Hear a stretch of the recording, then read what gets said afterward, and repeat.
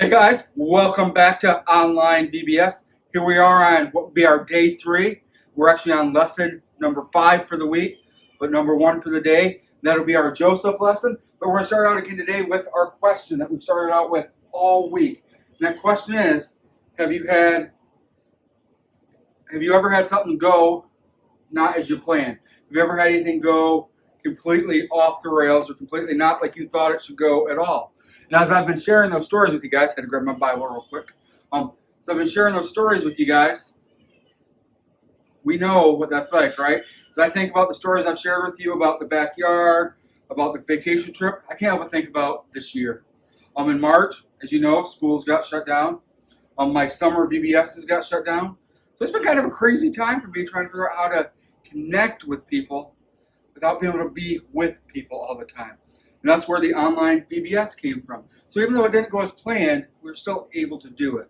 So I just want to encourage you guys, when things aren't going as planned, remember the story of Joseph, remember the story of Jesus, and work from there. This week, as we're going through different things, we have a verse of the week. And our verse of the week is Romans 8:28. And it says, and we know that all things worked, let me try again there. And we know that in all things, God works together for the good of those who love him, who are called according to his purpose. So far this week, we've talked about the We've talked about the good things. There's something that says all things. We skipped over that all yesterday, but today I want to talk about that all. Does it mean only when things are going good, that's when God's working? That's not what that word all means, is it? In the Greek, the word all means all. That's right. So all things, even when bad things happen, God works them for good. We've seen that in the story of Joseph so far, haven't we? We haven't gotten to the part where we've seen the good. We've seen some of it. We see that he gets thrown into the pit that he sold. He becomes in charge. Then we left him yesterday in jail, right? But it says all things work together for good for those who love God, who are called according to his purpose. So I just want us to be reminded of that. Because when we think about that, we're going to pause right now. We're going to sing our Romans 8:28 song.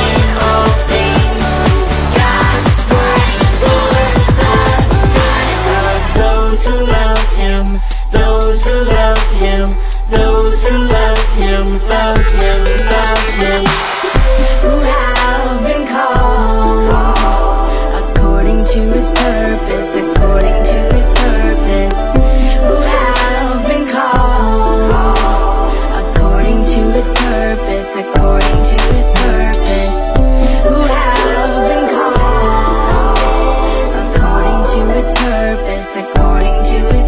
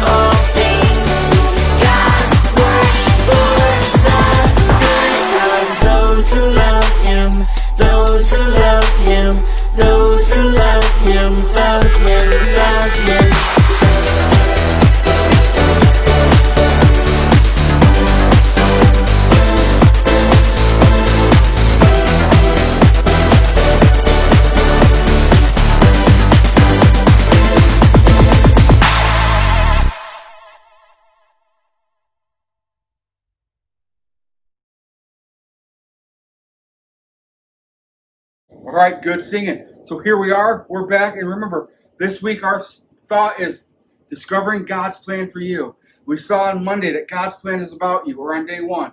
On day 2, we saw God's plan is about obedience.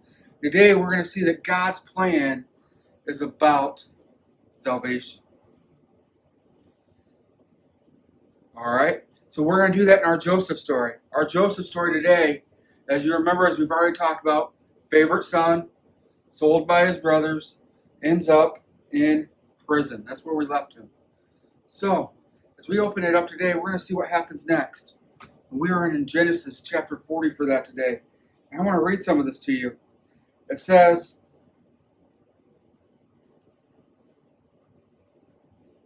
actually we'll start in verse 23 of chapter 39. It says, the keeper of the prison did not look into anything that was under Joseph's authority, because the Lord was with him, and whatever he did, the Lord made it prosper.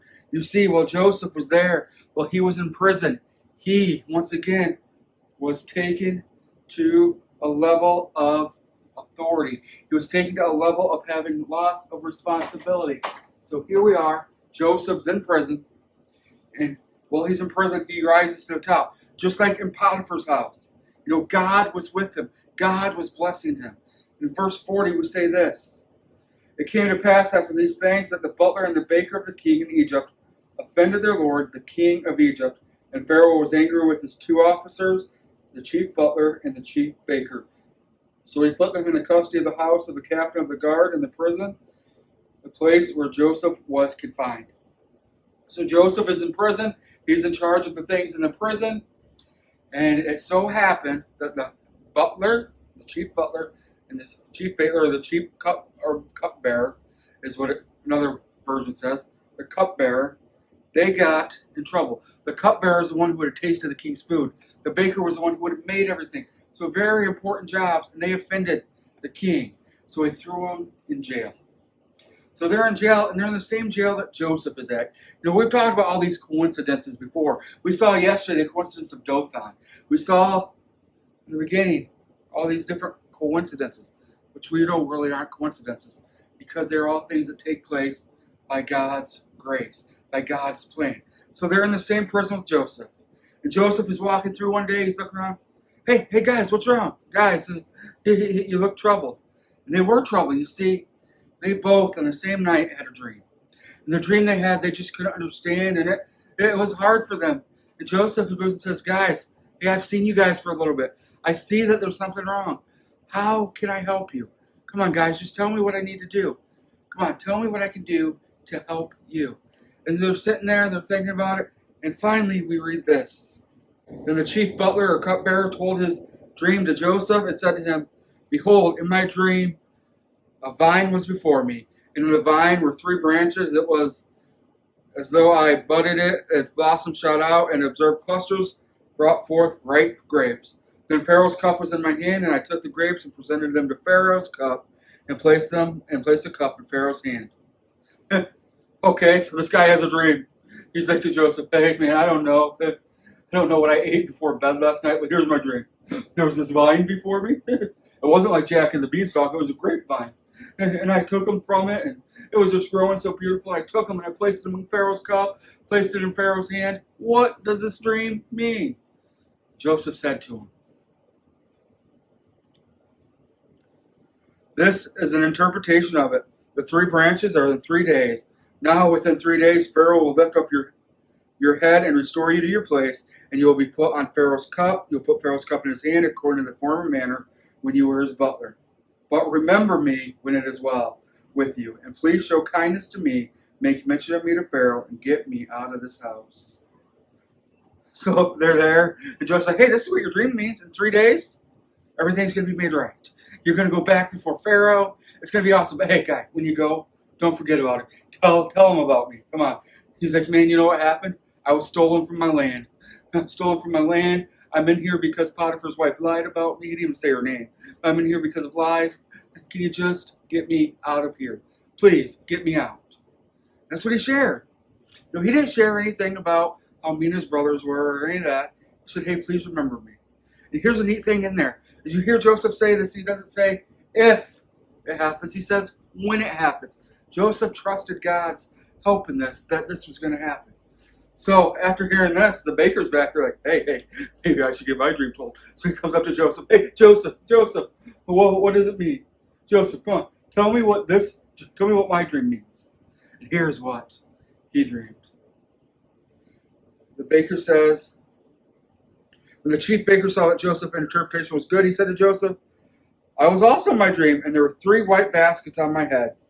In the uppermost basket were all kinds of baked goods for Pharaoh, and the birds ate out of them in the basket in my hand. So Joseph answered, this is the interpretation of the dream.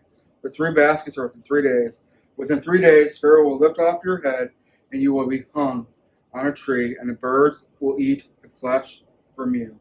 And it came to pass on the 3rd day, which was Pharaoh's birthday, that he made a feast for all the servants, and he lifted up the head of the chief butler and the chief baker among his servants. Then he restored the chief butler to his butlership and placed the cup in Pharaoh's hand. But he hanged the chief baker just as Joseph had said. Yet the chief butler did not remember Joseph, but had forgotten him. You see, Joseph's interpretation came through. In 3 days, it was Pharaoh's birthday, and they had a huge celebration. But here's what happened during that celebration. The chief butler, the cupbearer, he came back into his position. He was restored. But just as Joseph said, the baker did not have such good luck. He was hung for his offense, and the birds ate his eyes. Now that is gross to think about, right? He's out there being hung, and the birds ate his eyes. That's gruesome. But it all happened just as God had helped Joseph interpret that dream, right? So we see here Joseph, he's in prison. God lifted him to power in prison, training him, if you would. And here he is. He interprets these dreams. And remember, he said to the butler or the cupbearer, hey, when I get out of here, remember me. When you get out of here, remember me. Come on, tell them what I did. You notice what verse 23 said. But they did not remember them. You know, our thought today is Joseph is forgotten. And sometimes we feel like we're forgotten. You know, things aren't going like we think they should. Or things are just a little bit crazy. We're like, man, God has forgotten about us. But that's not true. God doesn't forget about us. So I want to encourage you guys today. Remember that God loves you. Remember that He never forgets about you. That He has a plan for you. You've just got to trust Him in that. And that is what Joseph is doing.